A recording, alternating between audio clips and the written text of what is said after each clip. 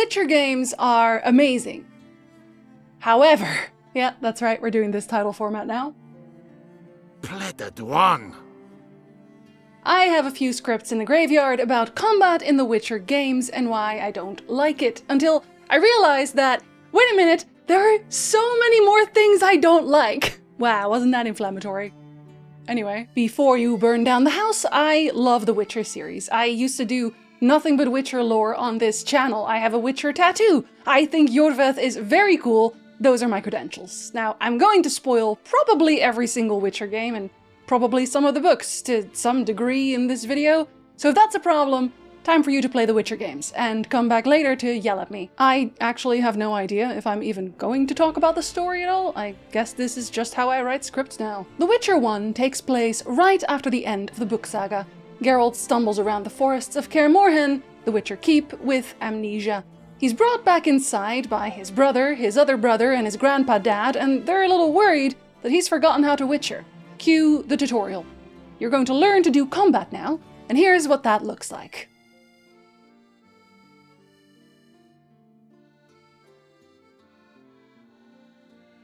It's a rhythm game, kind of, but also not really. There isn't really a rhythm. At the basic level, Geralt has 3 styles: strong, fast, and group. Every enemy you encounter is weak to a specific one. Big bulky enemies are slow, so you can wind up for a strong style. Smaller, quick enemies need fast style, and large groups of enemies, well, you're not an idiot. Then there's bombs you can throw and signs you can cast, but the basics are you stand there and click a singular button at regular intervals. Positioning isn't really a thing unless you count running away very quickly, and it makes the combat fucking terrible. And combat is the main active, I use the word very loosely, gameplay element of the game. Outside of rhythmic thumping, you can play dice poker, which is just Yahtzee with poker scores. And finally, there's brawls. You can punch people for money. Left click for punch, right click for block. You can mostly get away with just mashing the two in alternate fashion. You can also talk to people a lot. There's innovative gameplay like escort quests with NPCs that will die in just a few hits. I don't care how spicy your cart is, Vesna, you should have bought power armor or something because you're not worth all this. But you know what, it's an older game, so the combat system doesn't hold up. Mass Effect 1's gameplay wasn't all that either. The Witcher 1 still has fantastic atmosphere, great music, fun characters, except for Vesna, and a story. The Witcher 2 starts with Geralt in an army camp half-heartedly posing as King Foltest's personal attack wolf. Except he did a terrible job of it, because King Foltest gets murdered right in front of him, and now it's our job to prove that we didn't do it. Because, oh no, right after the murder, we decided to menacingly hover over the corpse, sword in hand, not at all suspicious. So we're locked up, and we get to do fun things like fight through QuickTime event fisticuffs, press A, W, S, or D at the right time to punch your opponent. Once we're out, we also get to stealth a little to escape the prison. Not only that, but it's a stealth escort quest of sorts. It's blessedly short, and eventually we get our gear back and are allowed to swing swords around. For real this time. Except Geralt feels a little sluggish. Actually, swinging your sword feels like you're slicing through mud, and while you can roll, you can also get hit while you roll. Does the rolling help? It helps. The rolling does not help. There is a little bit more variety in this second game, though. The first game had talent points, but it didn't necessarily change the gameplay much. It just decided which part of your singular clicks did the most damage. In part 2, you have talent trees that unlock special adrenaline abilities. You can invest in magic and gain the sign of heliotrope, which slows down time for everyone but Geralt. Alchemy gives you the mutant skill, which turns you into a more powerful version of yourself, and the swordsmanship tree skill gets you laughed at. When activated, it will kill the closest 3 enemies, but only if they're already low health. So the combat is definitely better than The Witcher 1, but it still feels clunky. This was my first sign that CD Projekt really likes realism, because it felt like they wanted Geralt to move in a way that was natural, even though he wasn't a natural person, and also this is a video game in which I want to do fun, unrealistic things like murder. In the books, Geralt is very fast. I'm not saying he isn't still reasonably fast compared to some other enemies, but he definitely doesn't feel like the smooth killer he's described as in the original stories. Outside of combat and quick time events, dice poker returns, and we gain arm wrestling, also known as keeping a circle inside a little bar inside of another bigger bar. I know, you just can't wait to play this game yourself, can you? Wait until you hear this! Geralt can't jump. He couldn't in the first game, and he can't here. Instead, you walk towards ledges until a button prompt tells you to press it, so Geralt can climb up that one particular ledge. Kinda slowly, actually. Sometimes you're near a ledge and accidentally click that button, so you have to wait for the kinda slow climbing animation to stop, so you can press the button again to perceive the slow climbing animation one more time. Gameplay! Here's the kicker. The Witcher 2 is my favorite Witcher game out of the three because the characters and story just really do it for me. CD Projekt is so good at writing characters I give a damn about, at writing a story that makes me want to see more. It's just that I also have to get through the gameplay to get to the story, and even though I've replayed this particular game a million times by now, I just can't learn to love the gameplay. I use optimal builds because I want to get it over with, not because I love to engage with any of it. Except for dice poker. I should probably be more worried about that than I am. But alright, no worries. Older games have quirks, we get it. The Witcher 3 did so much better. No, it's a vicious lie. Okay, no, it did. It did do better, I promise.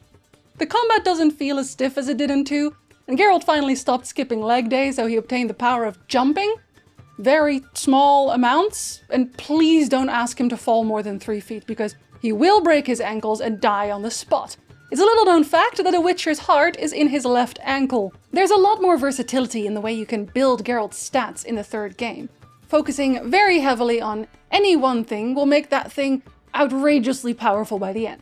In the general sword tree, there's a skill called Undying that, when you would otherwise die, heals you a certain percentage of your health, up to 100. It costs an adrenaline point to use, and adrenaline points are very easy to gain in combat, so with a mildly competent Undying build, you will simply never die. And that's not even close to the most powerful build available. With the right skills, you can turn Geralt into a real monster slayer. It's easy to forget that because he doesn't really do all that much of it. But here's the problem with combat. Or problems, maybe. First, while it's an obvious improvement on the last game in terms of fluidity, it still doesn't feel right. Geralt tends to creep around the battlefield if you have any one enemy targeted. He wobbles between Dark Souls and free-flow combat from the Arkham games style. That means you don't get immunity frames during rolling still, and your single button attacks will not consistently perform the exact same attack each time. But Geralt will only sort of move towards the enemy you're attacking instead of all the way like the Arkham games. It's a weird point of indecisiveness that slows the entire thing down. He wants to cut people up so bad, but he doesn't know how to tell them. Combat isn't the only gameplay in The Witcher 3, of course. Gwent exists, and it's objectively the main quest of the game. There's horse racing, but Roach isn't the world's most responsive horse, which is probably why it's almost impossible to lose at horse racing, as when you slow down, so do your opponents. You can fist fight again, which is just regular combat, but without swords for the most part, and that's largely it as far as gameplay outside of talking is involved. That means combat will take up most of your active gameplay time, and the combat at its base level just isn't very good. If you enjoy it, good, I'm very glad to hear it. I'm not here to ruin your fun. But I specifically love the Witcher series, and I desperately want to enjoy the gameplay as well. I'm not even saying that they need to pick one, Souls Combat or Arkham Combat, even though Bloodborne did release that same year, and I wouldn't necessarily say no to them using a little bit of this. What I'm saying is that the next Witcher game needs to step up their combat feel. The Witcher games are all third person, and what it seems like CD Projekt has tried to do in all of them is add realism. Geralt runs and then has to skid to a halt, turn his heel to do a 180, that sort of thing. You see him do this and maybe nod to yourself with a, "Ah yes, that's how I would also turn in medieval combat." But Geralt is a superhuman, and here's my hill. The hill that is my entire reason for writing this video. I don't want the next Witcher to act realistic at all, and if you're hell-bent on it, do a cyberpunk and make it first person. Torches! Get your torches! Pitchforks! Can't be an angry mob without pitchforks! I loved the Cyberpunk 2077 combat. I thought it was fantastic. When the game was announced to have no third-person option when it came to anything but driving, everyone got wildly mad about it, but it really worked out in the end. The only thing I would have liked to see change is the occasional look at my character during cutscenes. That would have been cool, but combat? Absolutely not. They would have tried to make it look realistic, and it would ruin the whole vibe. I air dashed through 90% of the game, and I would have looked ridiculous. I looked ridiculous either way, but I didn't have to know about it. Once I realized that my throwing knives reloaded, I just double jump, dash knife, headshotted my way through every quest. I had a really good time, and I didn't have to worry about V skidding to a halt an appropriate amount before she could 180. And I really was one-shotting people, even on the highest difficulty. It felt so smooth, and I really felt like an unstoppable powerhouse by the end of it. Not because I picked talents that would turn me into a tank no matter what, but because I was so fast, so mobile. The Witcher 3 might make you factually powerful, but even with the best possible build, the gameplay itself never let me feel powerful. I always felt more like a lumbering bomb, which is not a playstyle I enjoy, and that brings me to my second point, or maybe third, who's keeping track, and it's a weird lack of choices. Yes, you can technically make the choice to invest in alchemy, or swordplay, or signs, but at the end of the day, you will be using all three, and the actual controls don't really change. You can't physically do more, change your gameplay loop substantially. You are playing the Witcher class. In Cyberpunk 2077, I ran as a reflex character with extra cool points. Yes, really.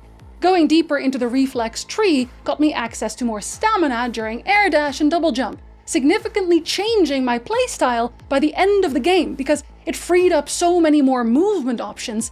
The dash ability itself is also part of the tree. You don't go into the tree at all, you don't get the ability. Because I was so deep into reflex, cool, and general melee trees, I didn't use the intelligent perks. I didn't hack. Hacking in 2077 is a completely different beast than going in swords blazing. You could avoid most combat by hacking into a person's circuits and just setting them on fire without them ever knowing who done it, and you'd never have to touch a sword in your entire life. And yes, you can also use guns. There are specific gun skill trees, which I also didn't do. In The Witcher, you are playing the slow build, because alternate movement is not a built-in mechanic. When I play Souls games, I play a dexterity character 9 out of 10 times, because I don't like building for defense. I like being a glass cannon, fast on my feet, quick stabs, smooth rolling. The Witcher 3, to me, feels like I was forced to roll a strength build, and I'm vaguely over-encumbered, which probably means that if you like strength builds, you won't have nearly as many issues with The Witcher 3's combat as I do. But I can't really blame CD Projekt for the choices they made with Geralt, because CD Projekt isn't the problem necessarily. Geralt is. Geralt is just Geralt. He's a Witcher from the Wolf School, and he'll never not be a Witcher from the Wolf School, and it's why I'm actually happy that they wrapped his story up. I want our character in The Witcher 4 to be a blank slate, and I want CD Projekt to let go of realism in favor of embracing fun. They've shown they can with Cyberpunk, and yes, I think you should give Cyberpunk 2077 another try if the bugs put you off the first time around. I promise it's better now. If you really want to be a lumbering tank, yes, you can be one in Cyberpunk 2. They have gorilla arms. And if they do insist on still playing in third-person mode, still drop the realism, because I swear, this is where I read you a small part of the Witcher book, so you can be impressed with Geralt's skills, and also, I can maybe make you want to read the Witcher books. Tavik went first. He was chasing the Witcher when he saw Geralt running in the opposite direction, towards him. He skidded, trying to stop, but the Witcher shot past before he could raise his sword. Tavik felt a hard blow just above his hip, fell to his knees, and, when he saw his hip, started screaming. The twins simultaneously attacked the black, blurred shape rushing towards them, mistimed their attack and collided with each other as Geralt slashed Vir across the chest and Nimir in the temple, leaving one twin to stagger head down into a vegetable stall and the other spin in place and fall limply in the gutter. 15 spun, but not quickly enough. He bore a thrust through the stomach, prepared to strike, and was struck again in the neck, just below the ear. Sivril and Nohorn struck simultaneously from both sides, the elf with a high sweeping cut, Nohorn from a kneeling position, low and flat. The Witcher caught them both. two metallic clangs merging into one. Civril leapt aside and tripped, catching himself against the stool as Nohorn warded off a blow so powerful it threw him backwards to his knees. Leaping up, he parried too slowly, taking a gash in the face parallel to his old scar. Civril bounced off the stool, jumping over Nohorn as he fell, missed the Witcher and jumped away. The thrust was so sharp, so precise, he didn't feel it. His legs only gave way when he tried to attack again. The sword fell from his hand, the tendons severed above the elbow. These passages give me an image of Geralt as a ruthlessly fast attacker, able to easily cut down a group of seasoned killers. In The Witcher 3, we slowly crouch around the battlefield, and regular city guards are able to kick our ass with relative ease if you're low level.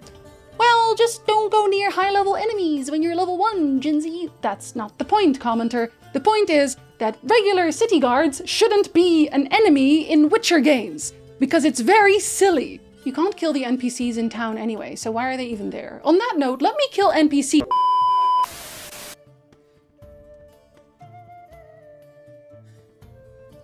We should also abolish underwater combat. Geralt literally says Witchers are not made for combat in water. From Sword of Destiny, A Little Sacrifice, we aren't cut out to fight sea-dwelling creatures, although you are right, the sea is full of all sorts of aggressive filth.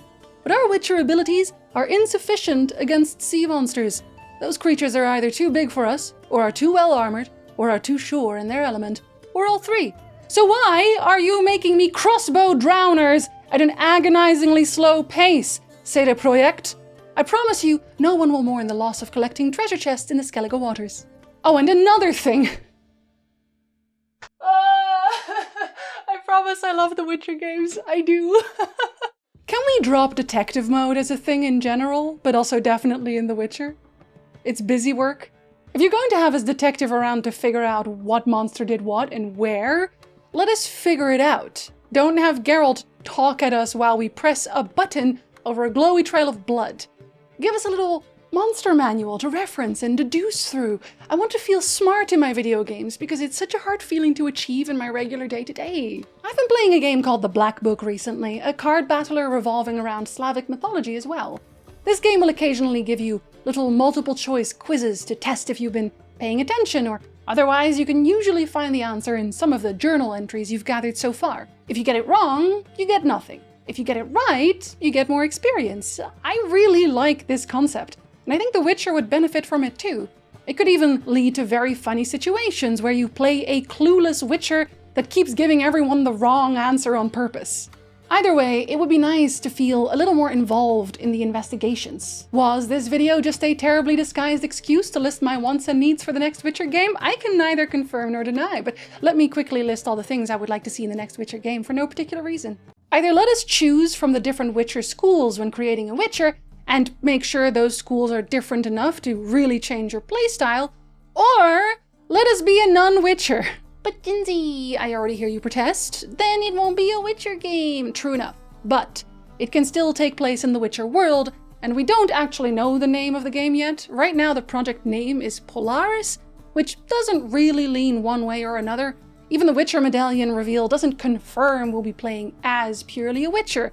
So wouldn't it be fun to play as a mage? One that isn't being burned to death at that particular moment in time. We could even make Scoia'tael one of the options, maybe include Iorveth in the questline somewhere. I'm coming at this completely unbiased and... Anyway, I would honestly just like to see more monster hunting, with or without Witchers. It just hasn't really been a focus. Most of the Witcher games so far have been about Geralt finding his loved ones, Yennefer and Ciri. That's not a bad thing, you need a through line to get from point A to point B, but monster hunting really takes a backseat, say for a handful of interesting quests, and those quests were really interesting in terms of story. The Noonwraith quest, the Doppler in Novigrad, the Succubi, the Leshen from the Heart in the Woods. It's partially why I prefer The Witcher 3's expansions, Hearts of Stone and Blood and Wine, over the base game. So many interesting monsters were revealed, and I loved learning about them, or if they didn't let us learn much, I loved theorizing about them. Number 3. Please let us visit somewhere outside of the Northern Kingdom. Please. Please, please, please, please, please, please, please, please. Look, we've been in the Northern Kingdoms for 3 games straight now. Not even the entirety of it, mostly Temeria with a smidgen of Edirn and Redania. I enjoyed our outing to Toussaint immensely. It's time to move on and do some more of that. Nilfgaard, Kovir, the Dragon Mountain, Zerrikania. I'm not saying I want to see Dol Blathanna, but I really want to see Dol Blathanna. There's so much Witcher world we haven't seen yet, so many monsters we haven't killed. I love when the games get extremely spooky, so let's do more of that. 4 is mostly a quality of life thing. This might just be a me thing, but hear me out. No more junk items. No more. I don't care how immersive it is to find a 59-part set of silverware in a peasant's sock drawer. I don't want to collect junk. And I know someone's going to mention just not picking up everything I find, but that's only partially fair because if junk loot exists, that means good loot exists too. So I have to go through the sock utensils drawer anyway to make sure the peasant isn't by chance also keeping his magical rune sword in there. Not to mention, the junk can be sold for coin, and if coin exists, that means I can buy things with that coin that might benefit me greatly. I have to loot the junk so I can sell it for coin so I can buy the good stuff. Hey, do you buy stuff? Well, I sell ham sandwiches, so anything related to that. I have this wakizashi. Ah yes, to cut my ham sandwiches with. A kilo of ash. Ah yes, to spice my ham sandwiches with. This set of black magic dolls. Ah yes, to curse generations of customers with. Rotting flesh. Meat replacement. Fresh human skull. Knife holder. Literally just drugs. For the kids. I'm currently playing through Fallout 4 on stream, twitch.tv/Jinsey. And I cannot begin to tell you how much of my time is spent hauling my trash to a whole gaggle of different vendors to sell off my assorted pieces of raider underwear in order to buy that shiny piece of armor that I actually want. The shiny piece of armor that is over 10,000 caps even though each vendor only has about 300 coins and change on them at all times. Yeah, remove capacity too, actually. No one has ever said, "Boy, I'm so glad I'm over encumbered right now. This is really adding to my gameplay experience." There's a reason the weight limit removal mod on the Nexus is the 3rd most popular mod of all time. Durability sucks too. If you remove junk from the game and only add items that actually do something, we'd have a much better time of it already. At least I would. Oh, and another thing. When I say junk, I also mean so many of the weapons. If my quest giver tells me he's going to craft me the best sword ever for real with rainbows and sprinkles on top, it cannot have the attack power of a letter opener. The Winter's Blade you get from Krakan Crate had been in the clan for ages. It was forged in Mahakam and tempered in Dragonfire. And before patch 4.0 released over 7 years after the game launched, respectfully, Krach, it was trash. Now it's just okay. Not that I don't think we should have diversity in the weapons available, but come on, did anyone really use the gray and white quality swords? The too long didn't listen takeaway being, I'd like loot to be meaningful. With all that being said, why do I love The Witcher so much? If it's not the gameplay, then what? Well, it's everything else, of course. The story, the characters, the music, the environments, the voice acting. The voice acting can do no wrong. Beastie Beta? With all my complaints about the realism gameplay-wise, you can tell how much thought and love went into all the little details in each game. How much the people making it wanted to do justice by the books and the stories they loved so dearly. The Witcher games have never once made me feel like they were just empty cash grabs made to appease the shareholders. Work is work, of course, and corporations are not your friend. They're all just trying to sell you a product. But the Witcher series has a very distinct soul that is hard to find in a lot of AAA releases these days. CD Projekt has grown much bigger since the success of The Witcher 3, and time will tell if The Witcher 4 keeps that feeling alive, but here's hoping it does. In the meantime, play Thronebreaker. It's tragically unappreciated, and it contains a note that mentions Iorveth, and I'm not saying that means Iorveth could show up in a future game, but hey, look at this, it's an ending screen. Wow, so professional. Thank you for all the kind words on the Baldur's Gate 3 video. I was a little nervous about it, but most of the criticism was very constructive. This video right here is technically getting something of a sister video next month, or whatever month I decide to finish it. Am I a Witcher channel again? No, but if you like The Witcher, I still have a bit of lore up on this channel, and you can find the rest on the library channel. I'll link it all below, of course. You can also find me on twitch.tv/Jinsey if you're into that sort of thing. We play video games there. Shockingly. Look at all these names of people who support me and receive therefore mine undying gratitude. No, but seriously, thank you. I do genuinely appreciate it. I didn't remember doing this, but apparently I have YouTube memberships active too, and I have one member. Mayrona Make Stuff. Hi Mayrona. I hope this stuff is going well. Look at my cat.